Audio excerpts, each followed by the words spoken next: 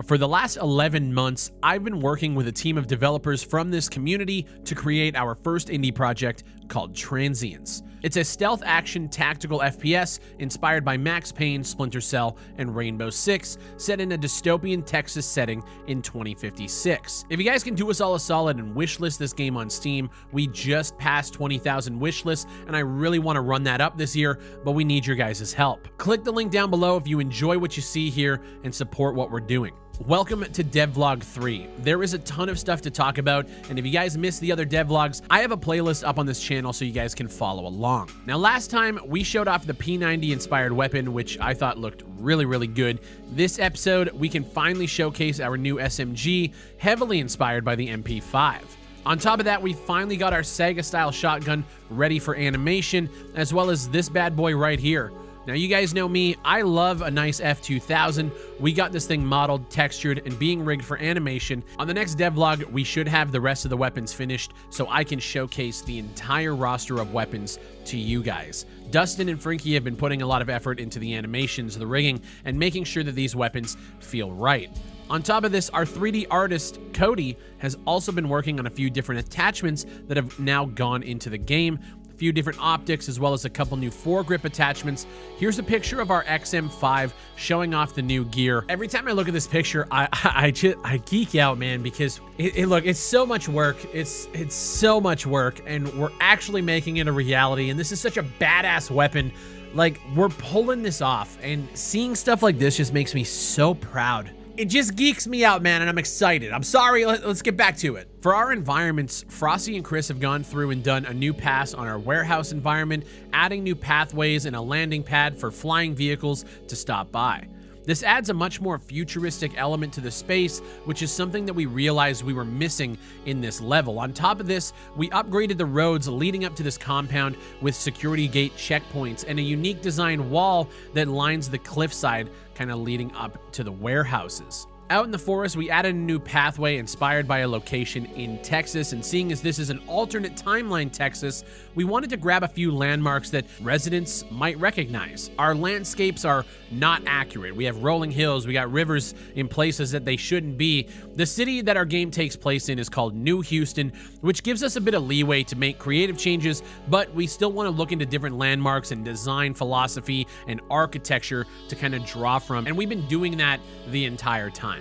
The next environment that we've been working on is entering its final stages of completion, with the addition of billboards and signage, as well as the completion of all the geometry that lays out this map. It's not quite done, and it has been a work in progress for quite some time, but it's coming together now, and it's just looking fucking awesome. Now, these two guys have learned a lot through the environmental design journey and applied it to what we're internally calling server facility. So we're taking this approach to this large map, room by room, and laying out a visual design that our artists are both on the same page for. The early look of this map is already coming along, with that dystopian billboard telling employees when they can and can't take breaks, signage like socialize scattered among cubicles for encouragement. This is like if Facebook kept getting more and more depressing. We really want to tap into that corporate, dystopian, depressed lifestyle, so you guys will be seeing a lot of this kind of stuff around the world. The one thing I was actually really excited about was creating our main protagonist's head and face. The way the game works, without spoilers, is the first little bit is you tracking down where your gear and where your suit has been taken. So for those cutscenes and those story elements, we needed a face to the player. Here's your first look at Eli Reed, an accountant for hire, a veteran of the new war, and the character you will be playing in Transience. Speaking of cutscenes, you guys know we are inspired by Max Payne. In our first devlog, I showed off the initial art tests for the cutscenes, and I'll be honest, we were missing a lot. This is where we were in December of last year. Nature has a funny way of teaching us lessons without being loud about it. Subtle ways, from the thickening air to the poisoned rains and vanishing fish. So much can change from our collective actions, yet the river still flows one way in the end. And this is where we're at now. That was just how it went. Another spoke on the city's wheels, doing what it'd do naturally in New Houston. Round and round. The corpos hardly set foot out here, let alone leave a watchful eye to take notes. There's never anything to note. Anything other than the typical was a unicorn of a day. And if I knew how special the day was, I might have dressed differently for my last errands, given how long my unicorn of a day was about to become. One of the main questions from people wanting to dig at me or, you know, kind of tear down the project a little bit is like, what do I do on the project besides pay people to work on the game? Which, by the way, is already tough enough. This is what I've been doing for the last couple of months alongside True Doom, who is our narrative lead and script writer. We've been going through and placing dialogue volumes, mixing audio, and making this a much more cinematic experience. So when certain story bits are playing, you can still move around, shoot at enemies, get into firefights. Gunshots and sound effects are a little bit more muffled so that the story beats can play over top, and it makes it feel more like a movie. We didn't want to limit the player to stop doing what they're doing while the story's playing. I hate it in games where if you're talking to somebody on a radio, your character has to slowly walk so they can fit all the dialogue in. It's been a work in progress, and we've been trying to figure out the best way to do it. We're well on our way, and that's what we've been working on. It's tough to talk about dialogue and story because we don't want to spoil anything, but it's still a work in progress, working with voice actors in recording sessions, making narrative changes to certain dialogue, getting the right inflections and dialect. It's been an awesome fucking experience. And even though it's overwhelming at times trying to manage this many voice actors, contracts, recording sessions, and just the sheer amount of audio files, it's been pretty awesome piecing this story together. I've gone through and made every single panel that you guys will see in game. Every picture has been set up in engine with animations being made in Cascadeur to make sure the characters look right, the lighting is proper, the weapons are being held correctly with the right attachments for continuity. That's what I've been doing, creating the visual side of the storyline that True Doom has been writing. And we've been working in tandem trying to get this story done, and at times it feels like a monumental task, but then I look around and I just see everybody making such great strides, and it's starting to all come together a little bit more every week. Frinky, on top of rigging weapons, has also got our second gadget on the go, which is our EMP. So we've tied the EMP to our lighting system, meaning that when you shoot it and it goes kaboom, lights get taken out for a period of time. Cameras will also be disabled by this, so you can move freely without being caught. He's also added in the first pass of our body dragging mechanic, so when our AI discovers bodies, they'll become alerted, call for backup, maybe go on the hunt.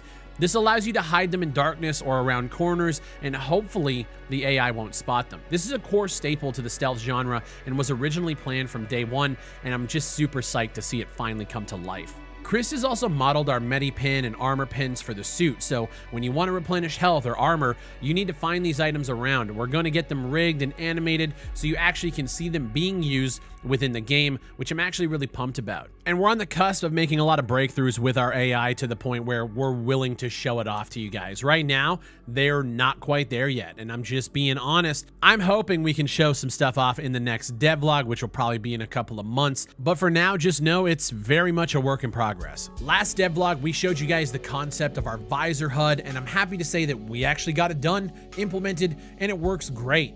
We're currently working through the UI elements for picking up weapons, which you should see in the next devlog. This is still in concepting stages, but we're trying to take an idea from Borderlands where when you look at a weapon sitting on the ground or in a stash crate, it shows you the stats at a quick glance so you can decide which weapon you want to use. Again, it's still early stages, but if the HUD process is anything to go by, you should be seeing that in the next devlog. This is everything that we have been working on since the last devlog. There are things that we want to showcase to you guys, but they're just not ready to show. Things like audio, our AI systems, and the story itself are still very work in progress, and I don't like showing things too early because it opens us up for judgment, criticism, and feedback where I just don't think it's beneficial to us yet. So stay tuned. We're busting ass and trying to get you guys an awesome shooter to play for a cheap price. This has been the most stressful, beautiful, nerve-wracking, and incredible experience I think I've ever been a part of in my life, and I can't thank you guys enough for the patience and the support and the positive reception to everything that we have going on. This isn't some fly-by-night YouTuber project. We're putting every ounce of ourselves into this game, and I think that you guys are going to love it. I hope you guys are going to love it. We are approaching our 1-year development anniversary, which is on June 1st. We have done all of this within 11 months. If we can hit 30,000 wish lists by the time our 1-year anniversary comes up, I will be eternally grateful to you all. For those asking for demos, hands-on, and helping us test, we aren't giving anyone access until we believe that it's ready to go.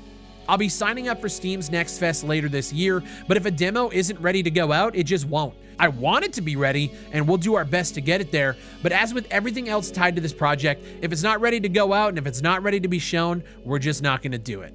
I love you guys. Thank you for following the channel and supporting everything that I have going on here, supporting the vision that we have as a team, and giving us your time.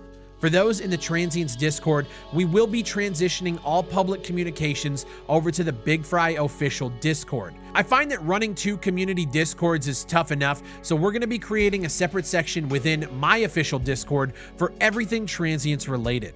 Once the game launches, we're going to be using the Transience Discord for bug reports and feedback and everything game related. But since this is a Big Fry project being made with spare ad revenue and sponsorship money from the Big Fry viewers, we feel it's best to keep everything within the official Big Fry community Discord and have it all under one roof for now. Again, if you want to support this project, the best thing you can do right now is wishlist the game on Steam. It costs you nothing. We're not asking for pre-orders. We're not going to Kickstarter. We're not doing anything but taking on the stress, the burden, the financial risk. We're doing all of this ourselves, and with your guys' support by liking these videos, showing up to live streams, being subscribed to the channel, becoming a member or becoming a Twitch subscriber, all of that helps push this project forward. And I can't thank you guys enough for getting us to where we are now. My name is Big Fry. Thank you guys for watching, and I'll see you on the next one.